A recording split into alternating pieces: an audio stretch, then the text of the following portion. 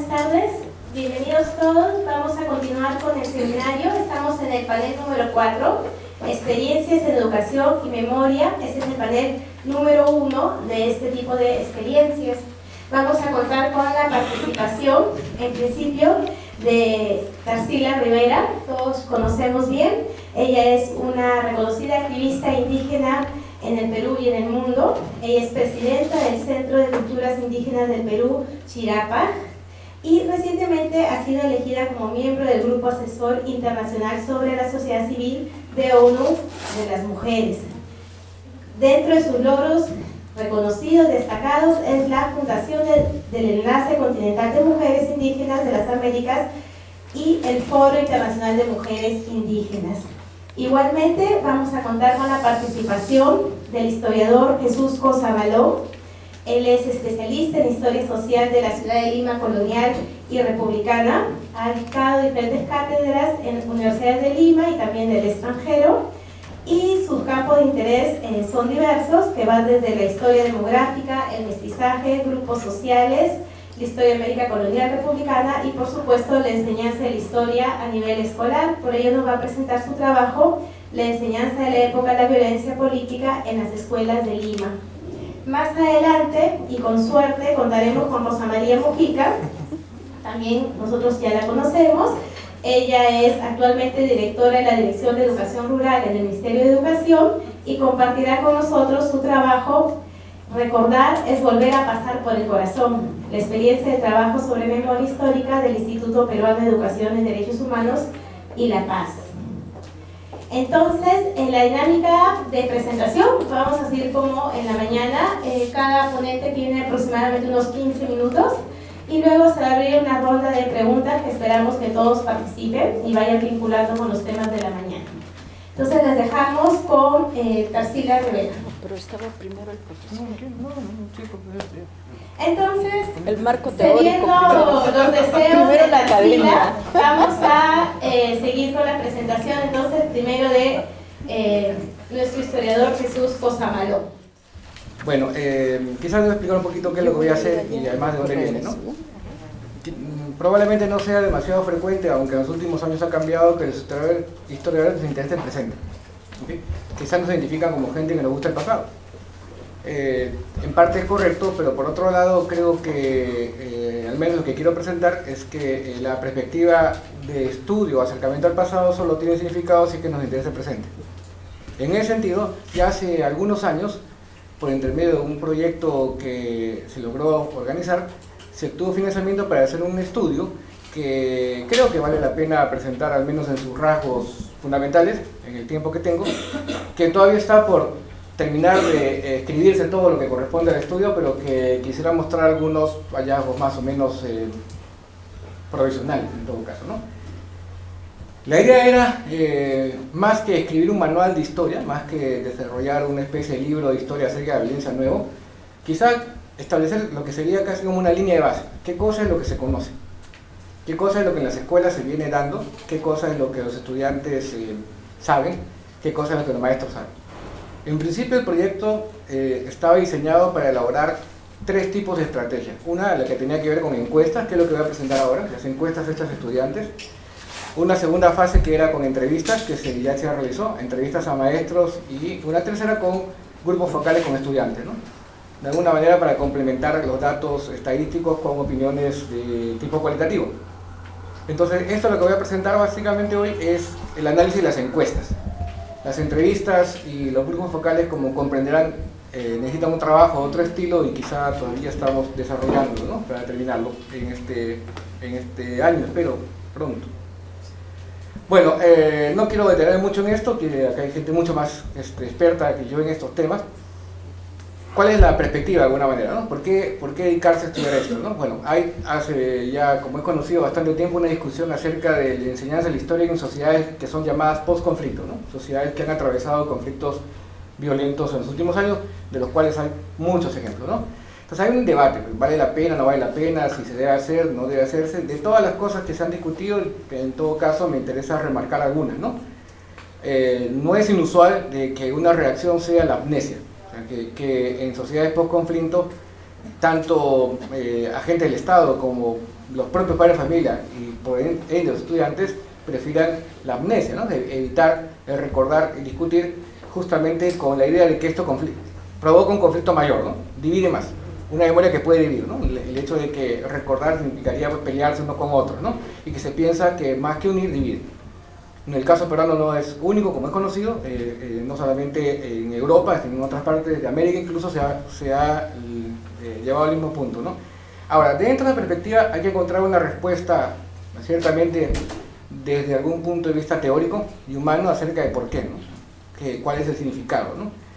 Y a mí me parece que una idea interesante que está citada ahí es que quizás los historiadores a veces tenemos, no sé si en general, pero en fin, cómo se ha escrito la historia en el Perú, la necesidad de mostrar una historia en términos de construcción, ¿no es cierto? En términos de qué cosa se ha hecho, ¿no?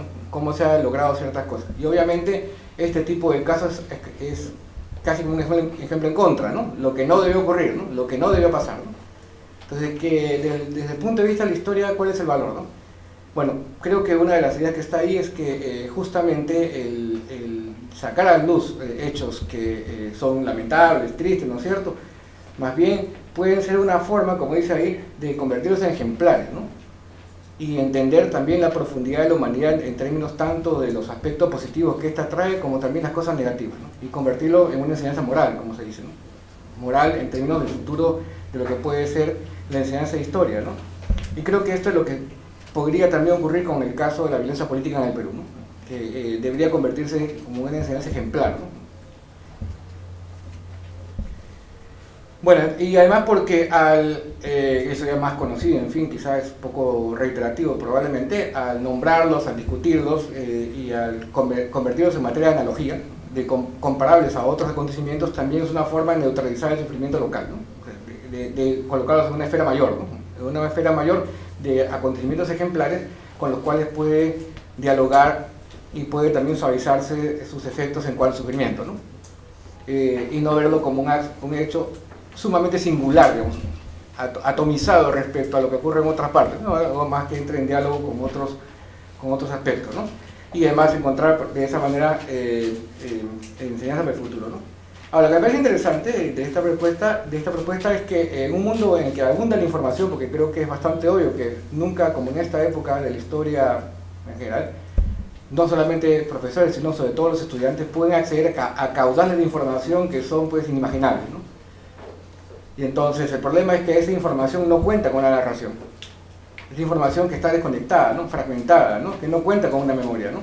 Entonces quizá la historia tiene la función en los próximos años, que ha sido tal vez siempre su función, de establecer una narrativa al respecto, ¿no? Que articule esos fragmentos, ¿no? Porque como van a ver acá, no es que los estudiantes no sepan nada del asunto, sí saben. El asunto es que no tienen una narrativa que les haga explícita y que les haga, digamos, una reflexión al respecto, ¿no? Bueno, también acá hay varias cosas que quería señalar. Una es una cuestión generacional, ¿no? En el sentido de que, y creo que esto se elaboró hace un tiempo, pero ahora creo que está más claro, ¿no? Con las últimas cosas que han salido a luz. Los especialistas consideran que un lapso más o menos de 15 años después de los acontecimientos, la siguiente generación deja de recordarlo, ¿no? Son más o menos 15 años, y creo que está bastante claro en los últimos tiempos con las encuestas que se han hecho respecto a si los estudiantes conocen o no a Ismael y cómo lo confunden con diversos tipos de personajes, queda bastante claro de que no esperemos que la memoria se asiente sola y por sí misma, ¿no? Sin una narrativa que la haga vigente, ¿no? Porque como es conocido, va a pasar un tiempito y obviamente ni las caras, ni los acontecimientos, ni los hechos van a ser del todo conocidos. De ahí que sea necesario encontrar desarrollo de la memoria del conflicto, como dice ahí, ¿no? Ahora, se ha escrito bastante sobre el tema de la violencia política en las escuelas. Este no es el primer trabajo en absoluto, pero quizás lo que no se había hecho, al menos cuando se hizo esta investigación, es incorporar el punto de vista de los alumnos y maestros, ¿no? Dentro del problema, ¿no? Se ha hecho más bien desde el punto de vista de la planificación docente, en fin, de los elementos estatales y otras perspectivas, ¿no? Que es un poco lo que se intenta hacer de acá, ¿no? Bueno, le he pasado brevemente porque quisiera más concentrarme en los resultados, ¿no? Más que en estas discusiones generales, ¿no? Bueno, acá ahí pueden ver los objetivos. No era la idea de escribir un manual, no es el objetivo, sino más bien conocer más o menos sobre qué base nos movemos, ¿no? Bueno, fue sobre todo una experiencia muy rica porque el equipo que desarrolló la investigación, el cual dirigí, estaba compuesto por alumnos de historia, antropología, sociología, etc. O sea, fue hecho a propósito de un esfuerzo interdisciplinario, ¿no? Y bueno, esto no va directamente a lo que es el tema, pero también me parece importante decirlo, fue una riqueza bastante grande el que los instrumentos de investigación fueran elaborados en equipo por múltiples, en ese momento, estudiantes, ¿no? Pero que fueron muy valiosos para hacer las encuestas. Los historiadores no somos especialistas en hacer encuestas, pero obviamente con el diálogo se pudo encontrar algo bastante bueno. El principio fue partir de la distribución sobre sectores económicos de Lima para darle cierta validez a la muestra. Eso es más o menos el tiempo en el cual se diseñó la investigación, es el 2009. Y bueno, esto es conocido, este es cómo está distribuida la población en Lima según sectores sociales, ¿no? Y se buscó que la muestra de alumnos refleje lo más aproximadamente posible esta distribución, ¿no? O sea que en la cantidad de encuestas se refleje más o menos la forma en que es Lima. Claro, yo sé que fácilmente se podría objetar, y es correcto, porque no se hizo investigación en otra parte. Bueno, la idea era comenzar en Lima y quizá crear un instrumento que sea aplicable más allá, ¿no? Por diversas razones se tuvo que hacer en Lima, lamentablemente, en todo caso. Estos son los colegios que fueron escogidos como parte de la distribución. Una cosa que es obvia es que los distritos en Lima no reflejan exactamente sectores sociales, ¿no? Hay distritos que tienen un tinte un poco mayor hacia un sector, pero hay de todo, de alguna manera, ¿no? Entonces la opción fue escoger colegios en función de pensiones, digamos, que reflejen más o menos sectores sociales, ¿no? Dentro de las posibilidades que pueden ver ahí, los colegios que se escogieron, los distritos donde están ubicados, y el carácter, ¿no? Combinando colegios privados y estatales, sobre todo a nivel de los sectores D y E, que son los que frecuentemente recurren a los colegios estatales. De esa manera pretendíamos cubrir más o menos un universo, ¿no? Similar al que tiene Lima. Y este es el resultado final de las encuestas, de la cantidad de encuestas tomadas, y más o menos, según nuestro cálculo, es aproximadamente a la estructura que tiene la ciudad de Lima. También lo mismo con las entrevistas, cosa que no voy a citar acá. Se han hecho entrevistas que son sumamente ricas, en fin, posteriormente se tienen que analizar, ¿no? Para complementar los datos, ¿no? Bueno, ¿cuáles son los resultados? Que creo que es lo trascendental en este caso. Bueno, hay datos básicos acerca de quiénes son. En general, uno puede concluir de que es la generación que nació en el tránsito de la democracia, ¿no? O sea, la generación que no vio los acontecimientos, pero que los conoce en casa. Es una generación especial, una generación de tránsito, ¿no? Es el único momento en el cual eso va a ocurrir, porque los que vengan después ya no van a tener una memoria tan directa, ¿no? Que viene de los padres o del entorno familiar, ¿no? Esta es la generación que son testigos del cambio del régimen autoritario de Fujimori al tránsito a la actual etapa más democrática, ¿no? Y la que pudo recibir en casa, o puede recibir en casa, toda información directa, ¿no? De gente que ha sido testigo, cosa que en el futuro no va a ocurrir, ¿no? Una gran mayoría son nativos de Lima, pero una cosa interesante es que cuando va bajando uno en la escala socioeconómica, como es obvio, los sectores D y E tienen un mayor porcentaje de inmigrantes nacionales, ¿no? De niños que han inmigrado, ¿no? Y familias que han inmigrado, obviamente, ¿no? Cuyo, por ejemplo, como pueden ver en el sector E, el 82% de los padres de esos niños son de origen provinciano, sumados padre y madre, ¿no? O sea, de algún padre provinciano en todo caso, ¿no?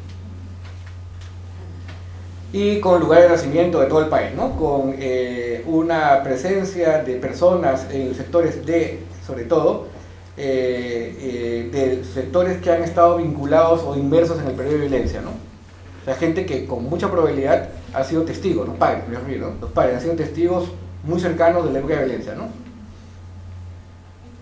Entonces, claro, la conclusión que nos saca es que de la muestra que hemos obtenido, teníamos en los sectores bajos, alumnos con mayores probabilidades de haber contado con una memoria muy cercana del conflicto, ¿no? En el entorno familiar, ¿no? Dadas las probabilidades que se muestran. Pero lo más probable es que tampoco tienen una narración al respecto, ¿no? O sea, una memoria, digamos. Tienen recuerdos aislados, ¿no? Fragmentos, ¿no? Eso se va a notar quizá un poco después con algunos datos de la encuesta, ¿no? Una pregunta importante fue cómo se denomina. ¿Cómo prefieren denominarlo, ¿no es cierto? Más allá de lo que está en los libros de historia, cómo es que los mismos alumnos denominan al periodo, ¿no? Por su propia, digamos, característica. Gana de lejos época de terrorismo versus conflicto armado interno, que es más o menos el término que se utiliza en la CDR. Y quizá acá también hay un efecto algo, ¿no? En la palabra o la denominación terrorista o terrorismo que es la que a veces predomina en el lenguaje público, tiene un aspecto que vale la pena señalar, ¿no?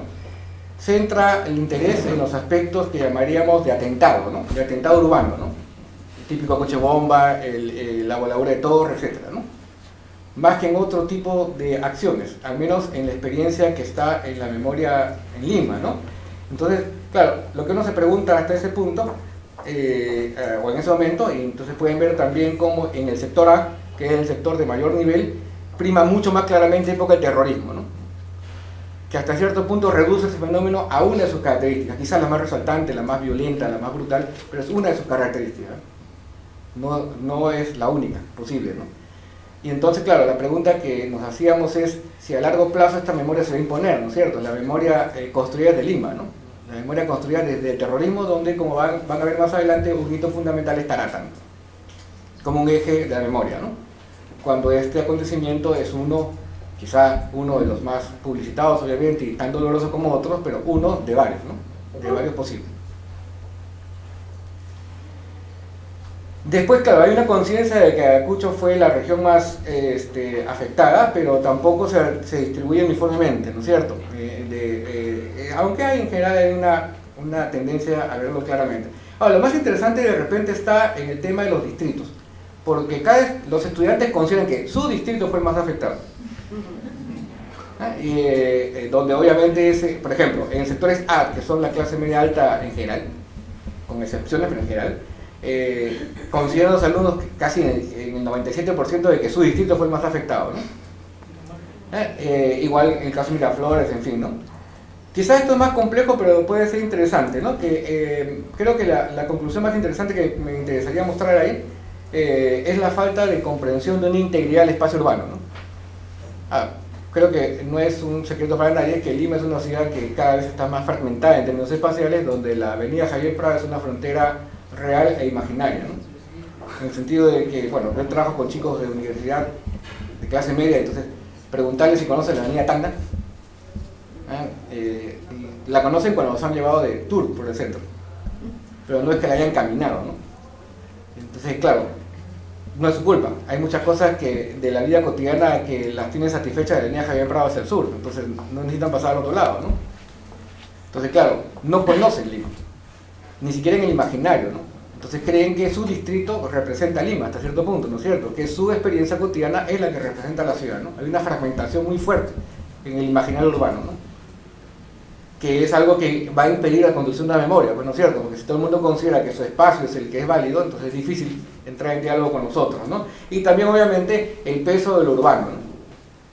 Tarata, María de Moyano, ¿no es cierto? Que son atentados que ocurrieron en el escenario urbano, ¿no? Que por diversas razones, que me imagino no serán tan complicadas de encontrar, se han posicionado como ejes de la memoria, ¿no? Versus otros, ¿no? Que acá no se trata, obviamente, yo sé que es necesario tal vez definir esto en términos de número de víctimas, ¿no? De cuál atentado espera un número de víctimas, en fin, sino de cómo se ha construido una memoria, ¿no? Claro, por eso señalamos que el efecto Tarata, ¿no? Más si le suman las películas que se han realizado, ¿no? De acuerdo a este acontecimiento, que además si lo comparamos, yo sé que es absolutamente malo, hace mucho tiempo escuché a un sacerdote muy conocido de que los muertos no se suman, ¿no? Es totalmente válido, ¿no? Nadie puede decir que 31 muertos es mejor o peor que 30, ¿no es cierto? Eso es muy relativo, ¿no? Pero en todo caso, para establecer una comparación con Lucanamarca, por ejemplo, obviamente si lo comparamos con Lucanamarca, lo de Tarata en términos de víctimas es menor. Sin embargo, es más bien el hecho que sea una ciudad, ¿no es cierto?, un barrio de clase media y otras cuestiones, como incluso la política, porque el gobierno de Fujimori utilizó Tarata muy rápidamente, ¿no? Como una forma también de justificar las medidas que se iban a tomar en el camino, ¿no? Ahí está un fragmento de uno de los diálogos de un video que se hizo para promocionar el referéndum de la época, ¿no? Donde se hace referencia a eso y se exhibió a Tarata como el ejemplo de la barbarie, ¿no? Más las fuentes, en fin, ahora anda jugando con algunas cosas, ¿no? Pudiendo a ver cuántas entradas hay sobre un tema, ¿no es cierto? Entonces, si ponen, como dice ahí, Tarata Miraflores, atentado Tarata Miraflores, salen 4.000 entradas versus 2.000 para Lucanamarca, señal de que es mucho más visitado, mucho más consultado, ¿no? Entonces, claro, nuevamente sigue siendo la pregunta de hace un rato, ¿no es cierto? ¿Se impondrá la memoria en Lima sobre serie de acontecimientos? ¿Cuáles son las fuentes de información que se han utilizado? El peso de los medios de comunicación masivos es bastante claro. Los jóvenes de las escuelas aprenden las cosas por los medios de comunicación más que por los propios profesores. Incluso la familia tiene menos peso, al menos en las encuestas se lo revelaba. Claro, falta ver también el tema de las entrevistas y los focus group para ver hasta qué punto esto tiene peso ya en la opinión, ¿cierto? O sea, pero bueno, lo presento como está, ¿no? Con las encuestas, ¿no? La gran mayoría, por no decir todos, afirma conocer el proceso, ¿no es cierto? Solamente el 2%, la gran mayoría conoce, ¿no? Pero también pueden ver que la memoria cambia, ¿no? Por ejemplo, lo que llamó la atención es que los sectores D y E, que son los que tienen probablemente mayor cantidad de familiares con memoria, dado lo mostraron, ¿no es cierto?, por sus orígenes, son los que cuentan con menor peso a la familia a la hora de dar violencia.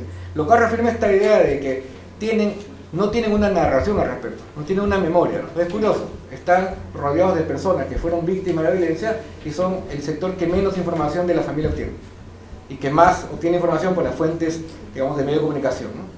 Quizá la hipótesis es que justamente carecen de memoria, ¿no es cierto?, carecen de una narrativa al respecto, ¿no?, que sí tienen, a mal que bien, los medios de comunicación a veces, ¿no? Entonces, claro, quizá en ese lugar es donde se necesita una narrativa para romper ese silencio, ¿no? El silencio que es en esta generación de transición la que tiene que evitarse, ¿no? Y sobre todo porque los sectores A y B cuentan con una mayor experiencia urbana cotidiana, pues.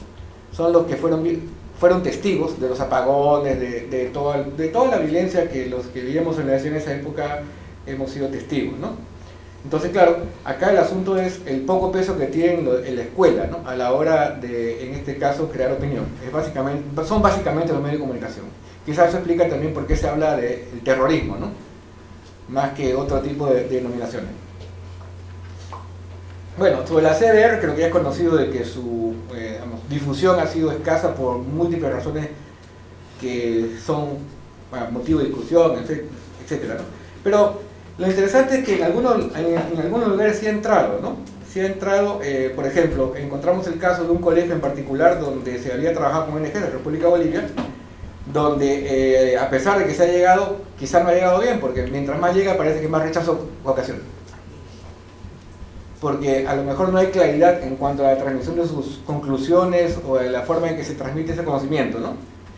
Por ejemplo, en ese colegio donde se trabajó bastante con la CBR en la República de Bolivia, que no le cogimos por eso, simplemente salió la información sobre todo las encuestas, el 9% de los estudiantes piensa que la CBR defendió subversivos y el 46% piensa que dividió a los peruanos, más bien.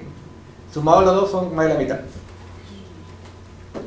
Desde ahí, quizá razones para tratar de encontrar estrategias más adecuadas de cómo llegar hacia los alumnos en general, ¿no? Y como pueden ver también hay un porcentaje de alumnos que piensa que la CBR defendió a terroristas, ¿no?, entre el 4% y más que defendió a los integrantes, dividió a los peruanos, es más o menos importante el rechazo, ¿no? Sobre los actores, la gran mayoría califica a los actores como terroristas, grupo guerrillero, muy pocos como partido político, ¿no? Nuevamente se impone esta idea de la violencia como un asunto de terrorismo, ¿no?, que creo yo, y que puede negar que recurrieron a esas prácticas, digamos, violentas, pero que no creo yo, es una perspectiva, no es la única posibilidad de tener problema, ¿no? Sin embargo, pueden ver que en el caso de MRTA hay una tendencia un poco mayor a que se presente al fenómeno o al grupo como guerrillero también. O sea que se nota cierta diferencia en la percepción de lo que fue Sendero de MRTA, ¿no? Sendero se le percibe como mucho más terrorista, si cabe la expresión, y al MRTA más vinculado a la violencia guerrillera, ¿no? Bueno, esto en buena parte tiene que ver con los medios de comunicación, pero quizás también puede mostrar que a nivel de los sectores inferiores de IE, que son los que cuentan con mayor información contextual, probablemente se conozca más matices al respecto, ¿no?, para presentar, por ejemplo, el MRTA como guerrillero y no como terrorista, ¿no? Quizás es una forma, digamos, quizás es una pista para explorar, ¿no?, hasta qué punto eso también matiza, ¿no?, las observaciones que tienen los estudiantes de esos sectores. Bueno, sobre el Estado, acá quizás es una cosa interesante, para ir abreviando de todo tanto dato que hay metido, una cosa interesante, ¿no?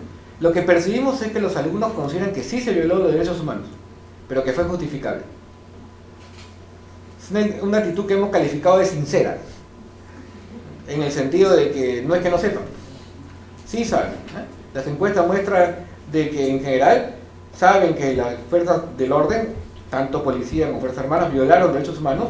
Pocos son los que piensan que no, pero que hay una tendencia bastante fuerte, como pueden ver en justificación de excesos, que va del 30 al 40 y tantos % de que era válido, ¿no? En ese sentido, creo que hay un lado positivo, si quieren, dentro de todo esto, que puede ser también visto como negativo, hay un sinceramiento.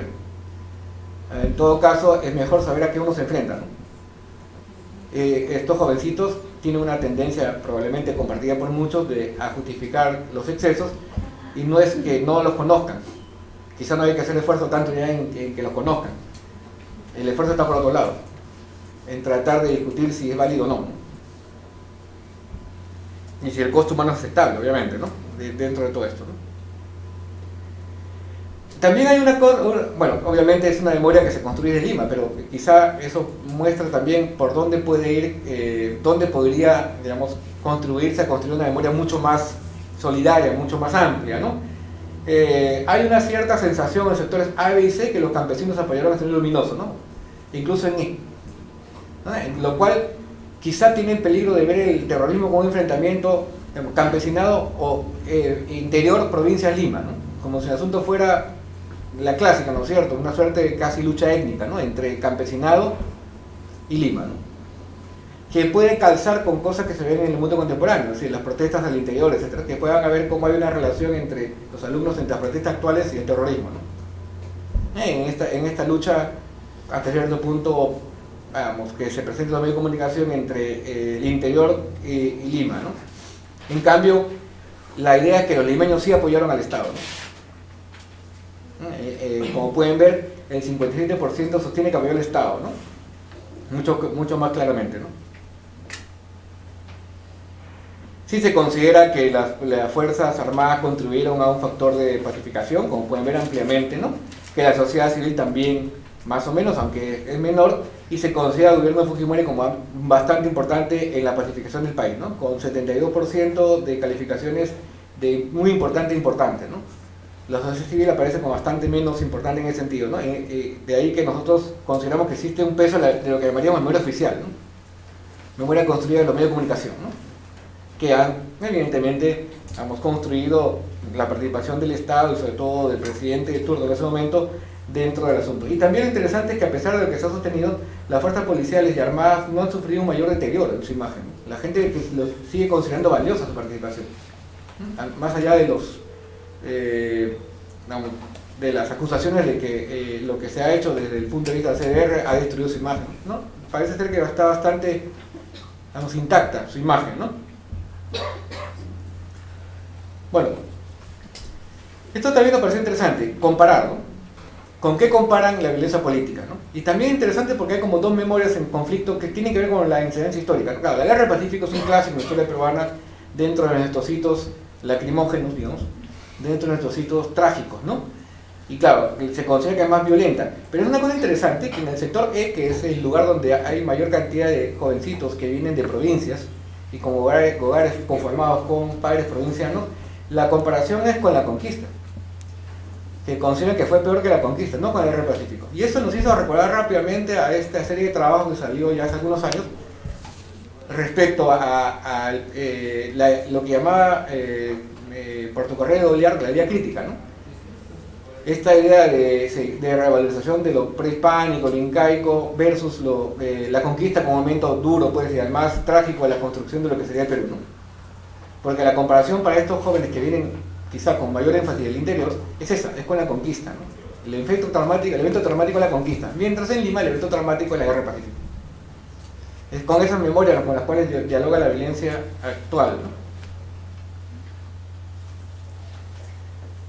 Bueno, también les pedimos que digan por qué razón surge la violencia, ¿no es cierto? Hay una conciencia bastante clara de que la violencia no surgió de la nada y que hay una responsabilidad compartida en el sistema político, social y económico, ¿no? Eso también es bueno, ¿no? O sea, hay una conciencia de que la violencia fue un resultado de condiciones que más o menos se podrían establecer, ¿no?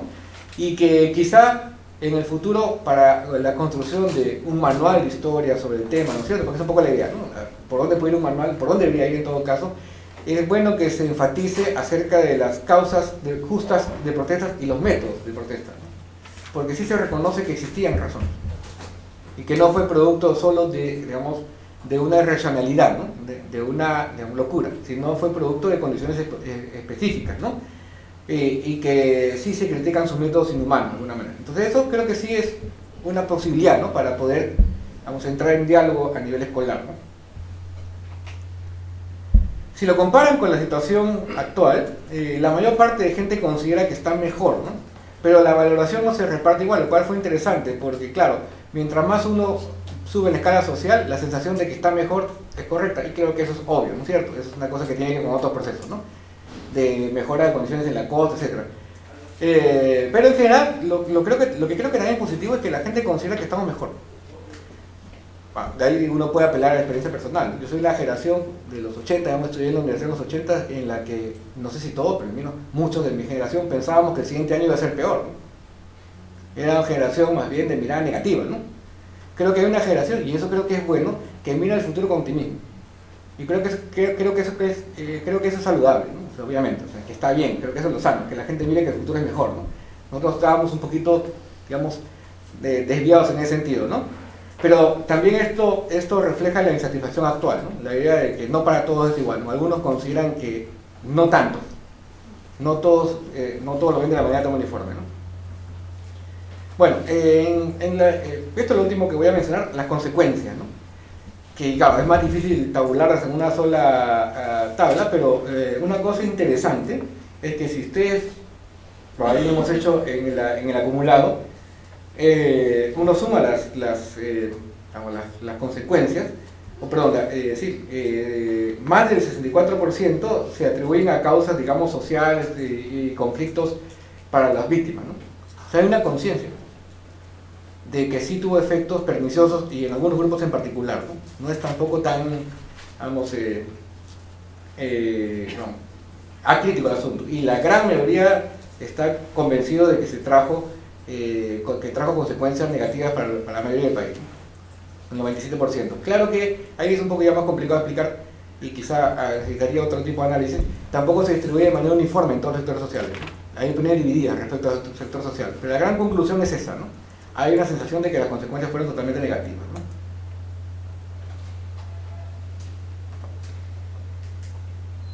Bueno, y la principal consecuencia que a veces consideran los grupos es que los conflictos sociales y actuales que tenemos presentes son una consecuencia de esta herencia de la violencia, que es lo que yo hace un rato comentaba, ¿no? De que hay una sensación que está flotando en el ambiente, quizá no tan clara, de que los actuales conflictos en el Perú provienen de la herencia que ha dejado el terrorismo, ¿no?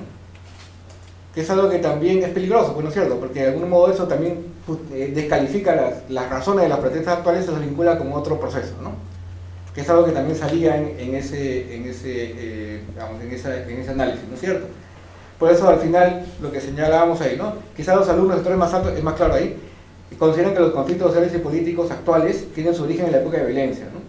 Sin reconocer que sus causas pues provienen también de otras raíces, interpretando que los problemas del Perú son su efecto, considerando que el terrorismo es el causante de nuestros males actuales. Que creo que está a veces bastante claro en las opiniones que surgen cuando hay un conflicto, ¿no? La que uno puede seguir por Twitter, Facebook, ¿no es cierto? La opinión que tiene la gente más joven, ¿no? Respecto a cómo denominan a las protestas, ¿no? Terrorismo, etcétera, ¿no? Subversión, etcétera.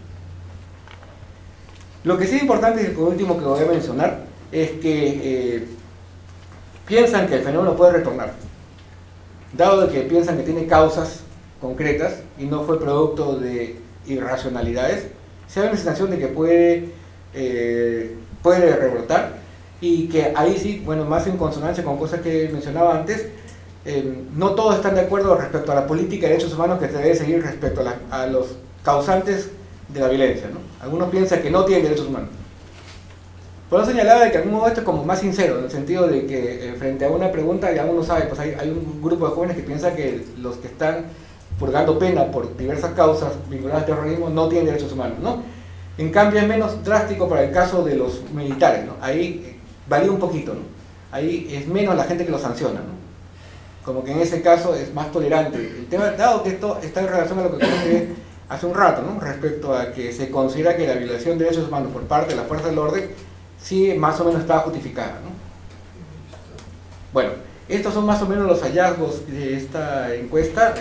Disculpe que algunas cosas he tenido que correr para que se pueda llegar al final.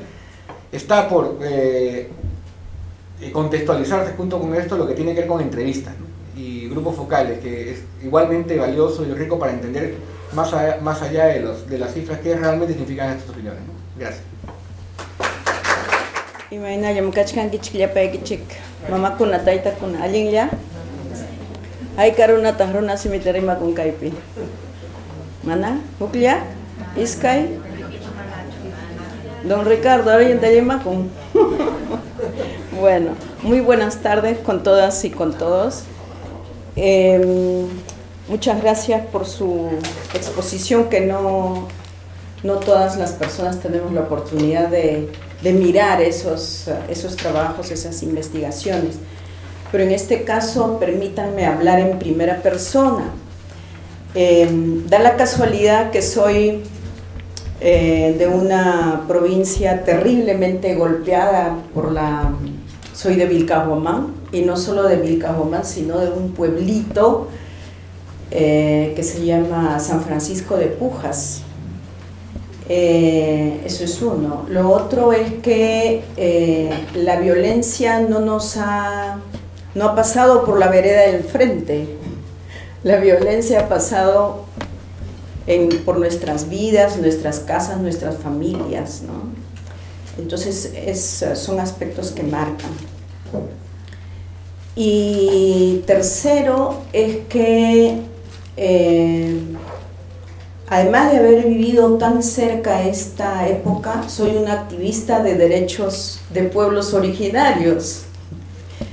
Y con esto quiero decirles que al mismo tiempo somos muy, de repente, críticos del contenido del sistema educativo en nuestro país.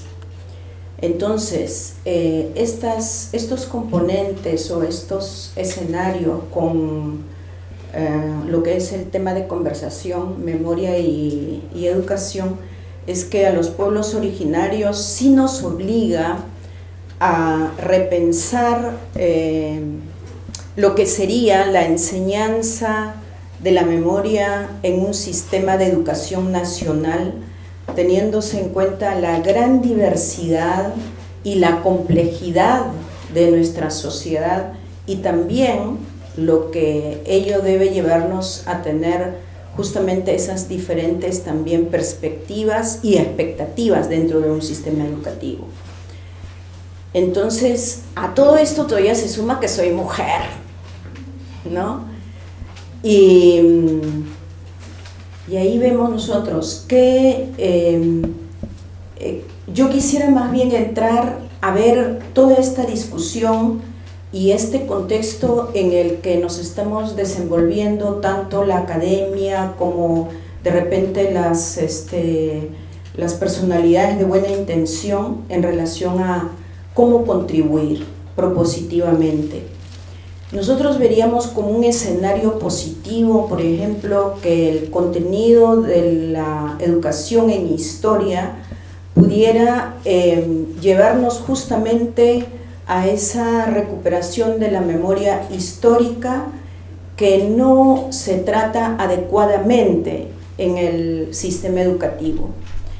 Con esto yo quiero, por ejemplo, repetir el comentario de un joven de 21 o 20 años que accede a una universidad que felizmente cada vez es más democrática, me refiero a la Universidad Católica del Perú, y ha accedido a una escuela, digamos, progresista en la secundaria, y de repente pues le pone atención justamente a la representación de las culturas de su origen en los textos educativos, y entonces se convierte en un antisistema.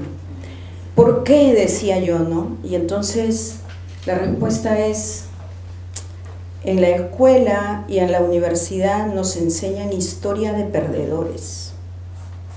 ¿Dónde está la historia que me conecta a mí con mis orígenes, con mi civilización, y que yo a través de la historia pueda ser un hijo que está insertándose en la vida nacional a través de la educación y ascender en nuevos espacios como tal, y que yo pueda encontrar una fuente de referencia, de dignidad y de orgullo.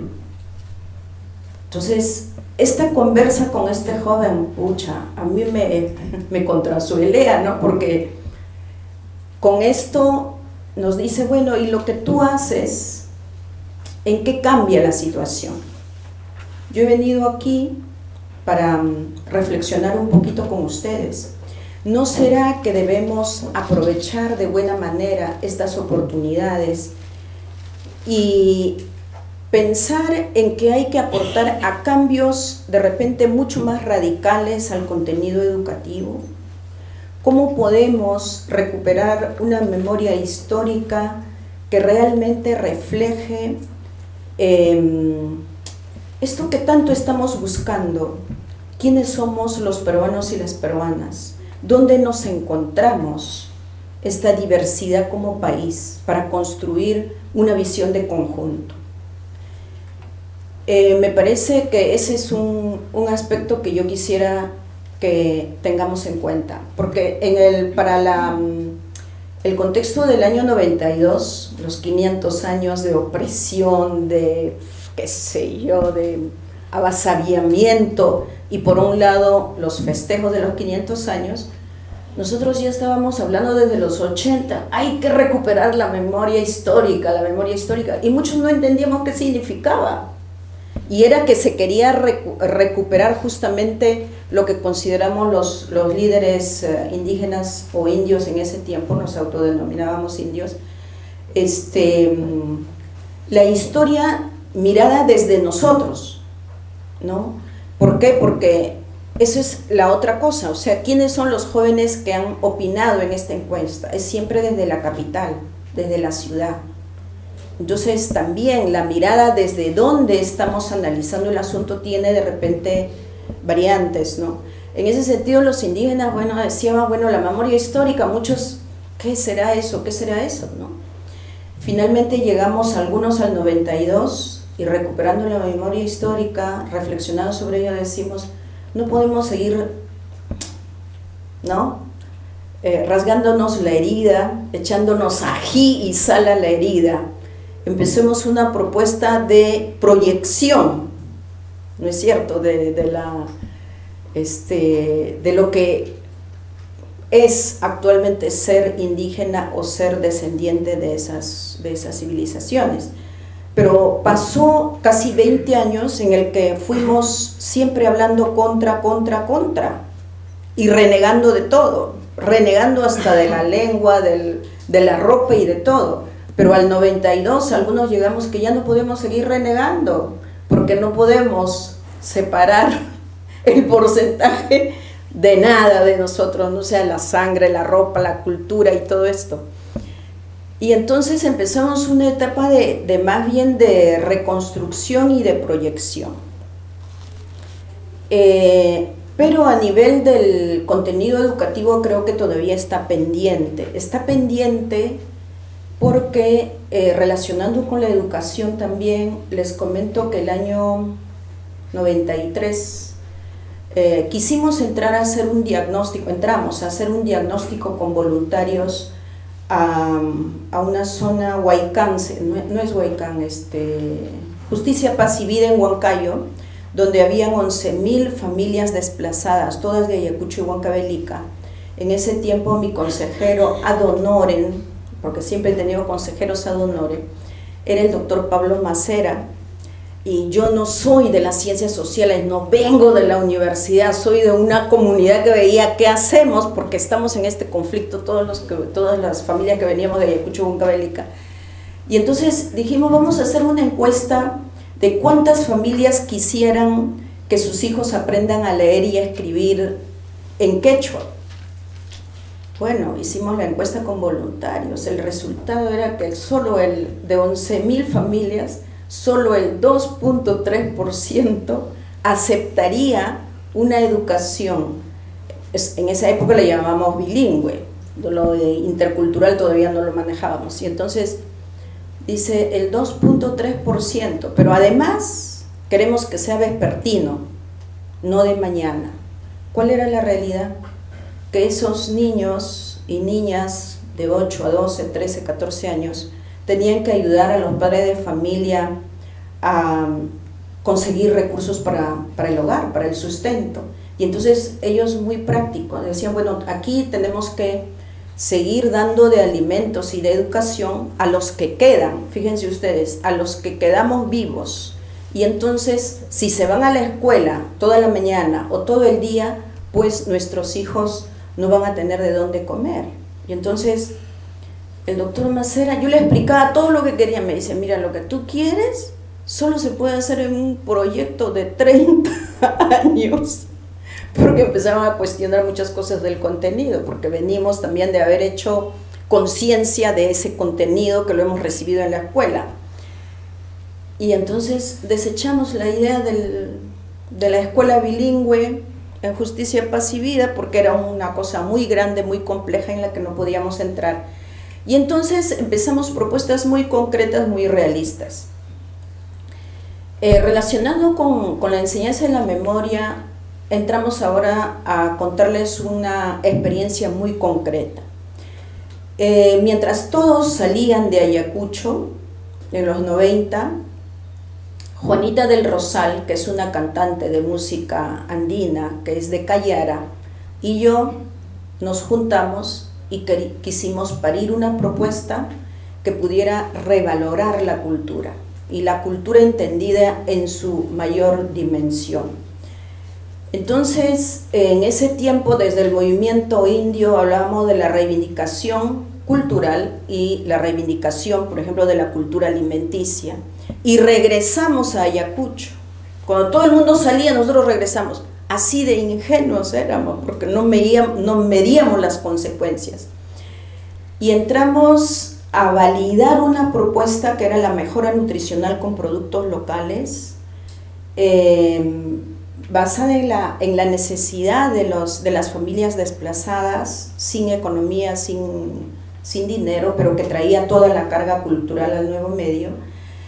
Y nos comprometimos a trabajar con los 240 niños del Comité de Familiares de Desaparecidos, que era de ANFACEP. Mientras que unos veían la propuesta como un programa de asistencia, para nosotros era una oportunidad de validar una propuesta. Y mientras con apoyo de la nutricionista íbamos mejorando la salud, digamos, biológica de los niños con una dieta de desayuno y almuerzo basado principalmente en productos propios, nosotros veíamos cómo los niñitos refugiados en Huamanga, en casa de paisanos o de familiares, historias como por ejemplo que los niños perdieron a los dos, a papá y mamá, y tenían que ser absorbidos por esa familia amplia, venían y recibían la comidita con temor, con miedo, se iban al rincón, comían rápido y se iban. Y era totalmente evidente el miedo, ¿no es cierto?, el no sentirse parte de ese espacio y no entender tampoco ni la lengua, porque todos eran quechohablantes. Y cómo, por ejemplo, en esas niñas de 12 años que habían salido, por haber perdido familiares, pero salvar su vida, iba a la escuela de un barrio marginal en Huamanga, y no era aceptada porque no sabía ni agarrar el lápiz, como se nos decía. No, dice que ya no venga porque no sabe ni agarrar el lápiz, 12 años. Y entonces nosotros veíamos ese cuadro, ¿qué hacemos? Y les digo que dijimos, bueno, vamos a cambiar esta situación, porque además se nos repetía el cuadro a muchas migrantes, niñas, no en situación de violencia, sino en situaciones normales. cuando salimos a un espacio donde no tenemos espacio ni aceptación.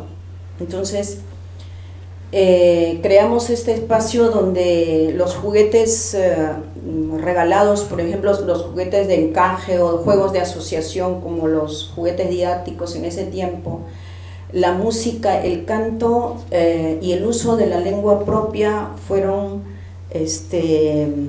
bueno, yo digo que era el único vehículo que encontrábamos como para sentirnos en familia.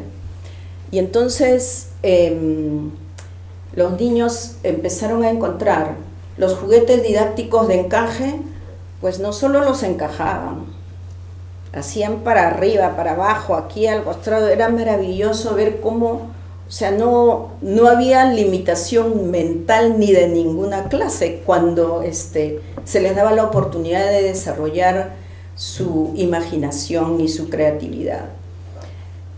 Luego conseguimos el apoyo voluntario de Manuel Chaprado con estos niños y empezó encontró niños compositores, niños poetas, niños que habían presenciado ¿cómo se dice? Cuando viene terceros a las 2, 3 de la mañana y a la fuerza se llevan a su padre y nunca más vio al padre. Entonces ese niño empezó a componer canciones con música, de acuerdo a lo que había vivido, ¿no? Otros y otras niñas empezaron a usar la cerámica como, no sé, si le llaman catarsis, ¿qué no? Música, danza y el textil. Pero ¿qué acompañó todo? Acompañó el dibujo y pintura. Habían los primeros dibujos que veíamos también con un artista plástico. Los primeros dibujos que estos niños tenían era, por ejemplo, algo que a mí felizmente me queda en la retina y me queda en la memoria visual.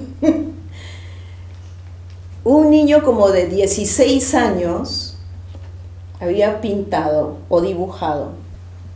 Él con una mano prendiendo la mecha en el tronco de un árbol y con la otra jalando un carrito de madera, ¿no? Con la pita. Entonces, y otros por supuesto cuadros terribles como cuando llegan los helicópteros, llegan los cachaquitos y todo eso, ¿no? Fue pasando el tiempo, la primera etapa nosotros tuvimos esta experiencia 5 años. Al cabo de 5 años, cómo han ido cambiando sus dibujos, los colores, la representación de la naturaleza, las flores, el campo, la familia, ¿no?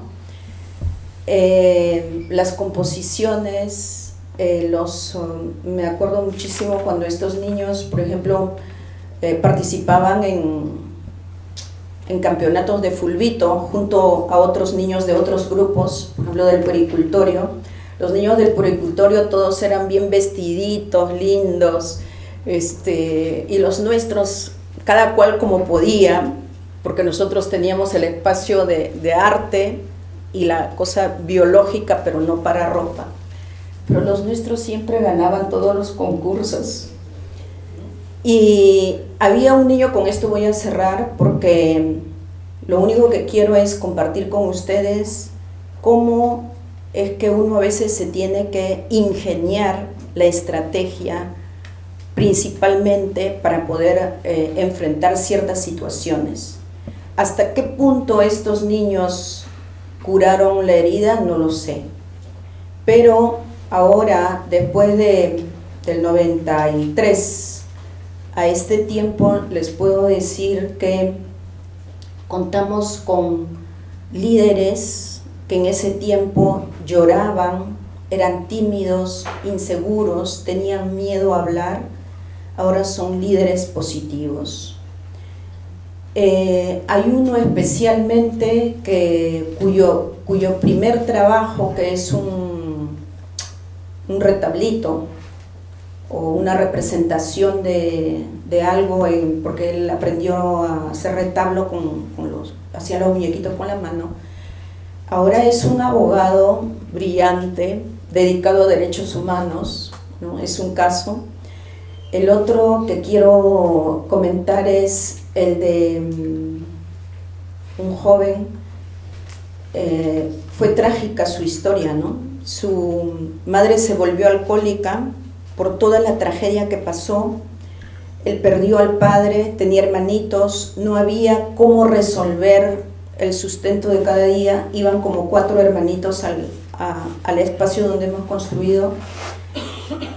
Él llegaba y no quería nada con nadie, totalmente violento. Bueno, cualquiera le diría que era un conflicto tremendo, porque hasta era pájaro frutero. Cuando yo a los 11, 12 años le decía, hola, ¿cómo estás? ¿Por qué me agarra? ¿Qué tiene que ver conmigo? Esa es la última escena de ese tiempo. Y luego que lo metimos en la Escuela de Bellas Artes como alumno libre. Por aquí, por allá, hace grabado, ganaba concursos de bicicleta y todo. Y un día aparece en la oficina en Lima y me dice, mamá Tarsila, he venido a que me des ese libro que han sacado sobre nosotros. Se llama Los huérfanos pajarillos, una cosita chiquita, simple, que lo hicimos también con voluntarios. ¿Por qué? Le digo. No, es que mi retablo ha ido a Hungría y quiero mandar ese libro. Y bueno, pero ya tenía 17, 18 años. Esa es la segunda escena. La última escena es que voy a Ayacucho a inaugurar, ahí termino, a inaugurar un curso de tallado en piedra, que lo hicimos en convenio con una donación con una escultora que venía de una escuela de escultura de Vermont, de Estados Unidos, y con la Escuela de Bellas Artes en Huamanga. Y entonces yo estoy aquí hablando, pero en circular, no como así que sí, me disculpan si estoy un poco intimidada. Y entonces yo desde el fondo veía que alguien con lentes medios así de intelectual me miraba del fondo, ¿no? Y termina todo, y vamos a tomar una chichita, y me acerco y le digo, yo no sé por qué tú me pareces conocido. Sí, me dice, tú no te acuerdas quién soy yo. Ya me trató de tú. Le digo, tú no te acuerdas quién soy yo. Yo soy tal persona. Y ahora estoy trabajando en tal cosa. He terminado grabado en la Escuela de Bellas Artes y estoy listo para enseñar a una nueva generación de ñojanchi. Ñojanchi son los talleres que le dimos el nombre en quechua, que significa nosotros mismos. Y entonces yo solo quiero compartir esto con ustedes para decirles que la semana que viene estamos en una exposición de estos trabajos, una semana en el Museo de Antropología y Arqueología, pero también para que reflexionemos sobre la forma de intervenir, pensando en para quiénes estamos pensando las propuestas, con quiénes estamos elaborando el contenido, para qué, ¿cierto? Porque si no, y el cómo, muy importante.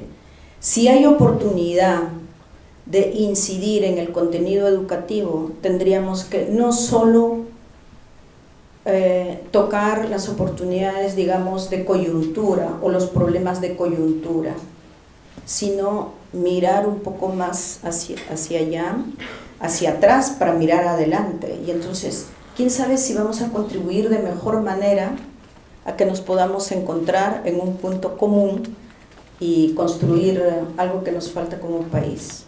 Y sobre el tema de las causas, hay mucho que hablar, ¿no? Porque la encuesta que nos han presentado está hecha en Lima. Yo no sé qué pasaría si se hace ese mismo trabajo en Huamanga, por ejemplo, ¿no? Con las, no sé, ya varias generaciones de jóvenes estudiantes que están en los diferentes espacios, tanto en los colegios secundarios como en la universidad. y también en los escenarios de haciendo esfuerzos desde la sociedad civil. Bueno, no sé si he cubierto las expectativas o no, pero yo creo que mejor le damos tiempo para la conversa, ¿no? Gracias. Muchas gracias. Bien, estamos con el tiempo, podemos aprovechar unos 5, un poquito más de minutos, ¿no es cierto?, para hacerle las preguntas a nuestros invitados. Si pueden levantar la mano a ver quiénes quieren participar. Tenía una pregunta respecto al tema de los excesos. Lo que aparece en la encuesta me parece súper alarmante. La manera como entienden el rol del, me parece que en relación al Estado. ¿Cómo llegan al término exceso? ¿Es una calificación que hacen los propios estudiantes de manera abierta? ¿Es una atribución desde afuera? ¿Utilizan la palabra exceso? La palabra exceso tiene connotaciones bastante claras, sobre todo en el contexto en el que atribuyen, no recuerdo el porcentaje, pero me parece que la mayoría entendía, o un buen número entendía que los derechos humanos, que las acciones del ejército no son cuestionables, son justificables. Entonces, en ese contexto, ¿cómo aparece el tema del exceso? Y otra cosa que me intrigaba, no sé si, ya que tengo el micro, voy a aprovechar y seguir preguntando, es ¿cómo llegaron a las categorías en la encuesta? ¿Pasó una cuestión previa que hiciera surgir la terminología para luego cerrarla, o se partió de una revisión? Yo solamente quería decir o sea, que las dos ponencias me han hecho pensar, ¿no?, cuán importante es pensar en qué cosa es lo que se ofrece a los alumnos en las escuelas, qué es la información que ellos manejan. Por otro lado, también cómo es que pensamos que es la mejor manera de relacionarnos con ellos, de transmitir conocimientos, habilidades, capacidades, trabajar lo que sea que queramos trabajar, pero al final creo que la pregunta más importante, al menos para mí como educadora, siempre termina siendo ¿para qué?, ¿no? ¿Para qué los estamos educando? ¿Qué es lo que queremos que ellos saquen de ese contenido, de esas habilidades, de esas capacidades, de lo que sea que queramos trabajar con ellos? Entonces me quedo con esa pregunta de las dos ponencias, y muchas gracias, las dos me han parecido súper interesantes. También voy a aprovechar unas 2 preguntitas chiquititas. Una para Tarsila. Durante la mañana hemos ido escuchando diferentes ponencias que nos dicen de que la transmisión de las memorias de la violencia que han sufrido los protagonistas, llámese víctimas si quieres, no aparece en los relatos de los niños, digamos. Entonces como que se habla de una ausencia y transmisión de memoria al interior de las familias que padecieron la violencia, y yo no estoy tan convencida que sea así. Tal vez tú nos puedes contar cómo se da al interior de las familias. Como tú has dicho, no es algo que pasó al frente de tu vereda, sino que pasó dentro de sus familias. Y lo otro era para Jesús. También me llamó la atención lo que estaban señalando sobre esto de la idea de sinceramiento que ustedes le están acuñando al hecho de que los chicos hayan señalado de que, bueno, en una guerra hay un costo social. Eso de sinceramiento a mí me parece bastante fuerte para pensar en los chicos, porque de repente sus ideas que están señalando ahí tiene que ver con ideas que no están muy enterados, un poquito desinformados, no han tenido tiempo para reflexionar todo lo que significa la dimensión de excesos, por ejemplo, lo que significa costo social. Yo no me sorprendería mucho de eso y no le pondría sinceramente, me parece bien fuerte. Y finalmente una cosa chiquitita, yo no sé muy bien cómo está diseñada la encuesta, y tú hablabas de que no hay narrativas, ¿no?, que articulen los diferentes hechos o relatos, historias, pero no hay una narrativa que las articule.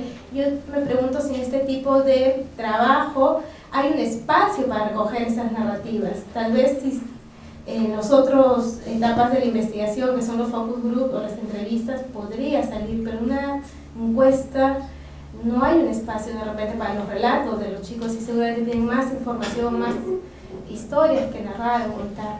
Eso.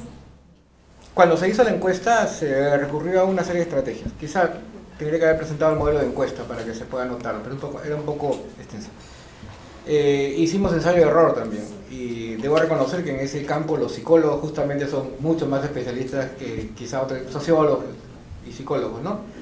Se hizo una prueba piloto con una encuesta en un colegio más o menos para testearla y después se modificaron las categorías, ¿no?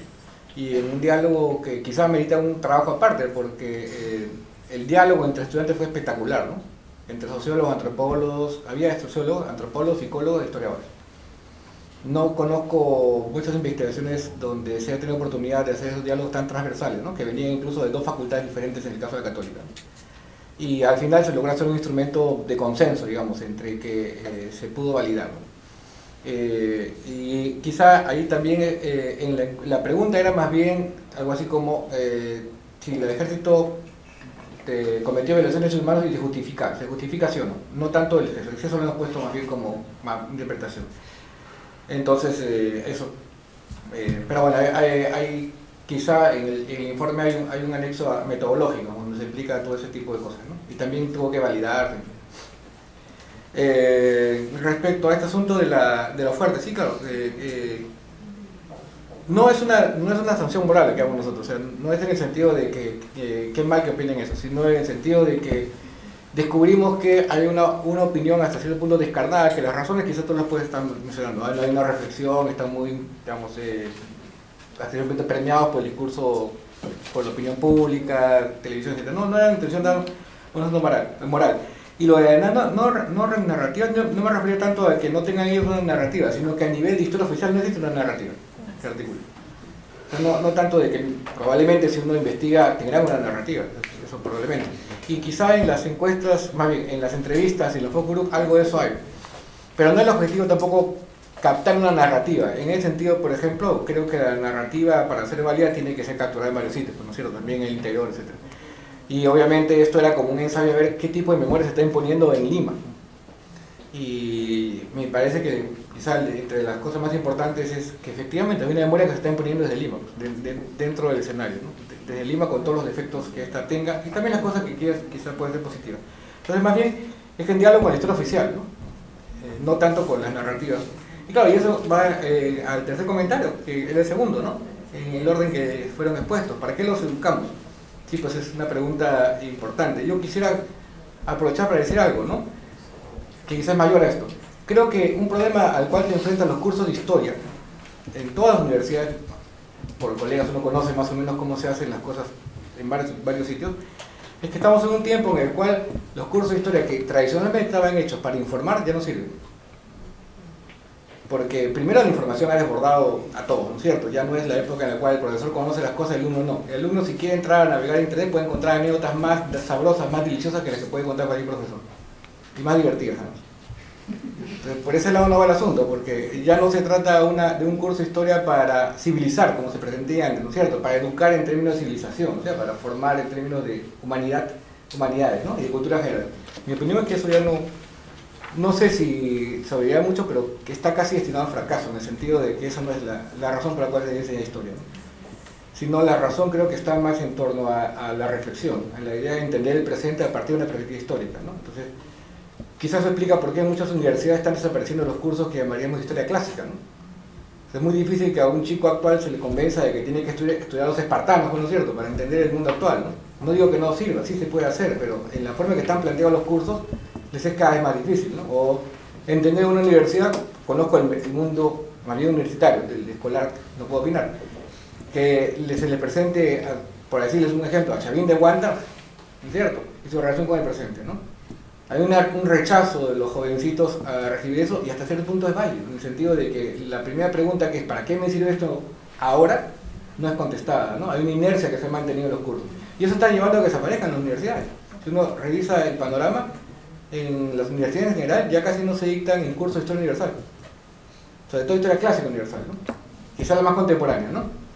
Entonces, claro, bajo esa lógica de no preguntarse para qué les enseñamos historia, más allá de que pueden llenar un crucigrama, quizá es válido, ¿no? ¿Para qué? Porque realmente, desde mi punto de vista, ese no es el objetivo, ¿no? Gracias. Me he interesado también de los comentarios, además de comentar un poquito lo de las preguntas. Yo creo que es válido y hay que leer pues eso, ¿no? Que los jóvenes puedan decir transparentemente lo que piensan y sienten, porque es peor tener respuestas políticamente correctas, ¿no? Entonces que nos engañan. Por eso lo que asusta es justamente cómo puede ser real, pero creo que tendríamos que aprender a leer y ver qué se hace, pues si hay una generación de insensibilidad y una serie de cosas que nos asustamos, ¿no? Pero los jóvenes creo que más bien es bueno que lo digan tan claramente, porque después ya mayores no lo podemos decir. ¿Por qué no transmiten la memoria, la historia? Yo creo que yo solo puedo comentar a partir de lo que veo y lo que vivimos nosotros. Hay mucho dolor en la generación que ha tenido que pasar el momento de violencia, y hay una nueva generación de niños a quienes ya no le estás contando, mira, pasó esto, ¿no? Sino yo creo que las familias resuelven este tipo de cosas no olvidándose, sino quizá equivocadamente o no, ya evitando transmitir todo ese dolor, ¿no? Lo vemos, por ejemplo, en los nietos de las familias desplazadas, que casi no conocen la historia familiar, entonces ya no se habla. Pero también hay algo que hace que ya no se hable, que no es solo, o sea, no es que yo no quiero contar, sino no hay espacios para la comunicación intergeneracional, como veníamos antes desde la cultura oral, ¿no? Ahora todos tienen su cuarto, su televisor o el internet, y la familia no habla. Justamente nosotros en Chirapa surgimos por eso, porque venían las abuelas y hablaban solo quechua y ya no podían, no teníamos el mismo espacio de comunicación en las noches, por ejemplo. La gente va a buscar trabajo, qué sé yo, llega tarde, cansado, y entonces había una tristeza en los adultos, que yo les digo que habían viejitas que se ponían el kipi en la mañana y se sentaban en la puertita de su casa rogando que alguien les lleve a su pueblo nuevamente. ¿Por qué? Porque ellas ya se sentían fuera de ese escenario familiar donde, por ejemplo, tomaban de desayuno de repente pan con mantequilla y té, y ella estaba acostumbrada a tomar su sopa caliente. O sea, hay muchas cosas que hacen que ya no se dé esta comunicación. Lo que yo quería también comentar un poquito es el rol de los medios de comunicación. Yo creo que en este contexto de la violencia hay un antes y un después de Tarata. Nosotros en los Andes ya habíamos muerto, creo que como 15.000, 16.000, y no pasaba nada con la sociedad nacional. Aparecíamos en las páginas de los periódicos, no sé, algunas fotos terribles, pero la sociedad nacional no decía nada, no pasaba nada. Tuvo que pasar lo de Tarata y pasar lo de la María Elena Moyano. O sea, aquí no es una cuestión de decir allá a ellos. ¿Hasta qué punto también tenemos una responsabilidad colectiva con lo que pasa en nuestro país? En ese sentido, el año 88, 87 llegué a las Naciones Unidas y les cuento, he participado en la Declaración de Derechos de Pueblos Indígenas, contribuyendo con artículos, y una de esas, por ejemplo, es que cómo no se conocía que en el Perú había violencia interna, guerra o como quieran llamarle, y donde los indios estábamos muriendo. Tenía que yo negociar con los de Guatemala y Nicaragua y México para que me ayuden a poner un artículo en el que las comunidades indígenas desplazadas a raíz de conflicto interno o violencia interna tienen derecho a conservar sus tierras y territorios. ¿Por qué? Porque no se conocía. Lo estoy hablando de 87, 88. ¿Cuántos ya habíamos muerto hasta esa época? Y entonces, o sea, la cosa no es fácil. Eso con relación a los medios, que tienen un rol muy importante, pero también ahora que hemos visto los resultados de dónde se aprende más, o sea, qué estamos enseñando a través de los medios de comunicación, ¿no? Eso es otra gran responsabilidad.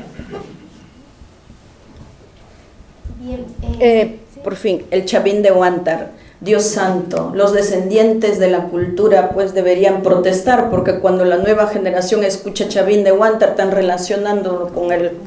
¿no? Eso también es, para los descendientes de esa cultura es aberrante, pues. Disculpa. Bien, quería contarles que Rosa María Mujica, que no ha podido llegar hoy día, va a estar mañana en el panel del mediodía. Así que igual mañana la vamos a encontrar. Bien. Felizmente hemos usado todo su tiempo. Sí.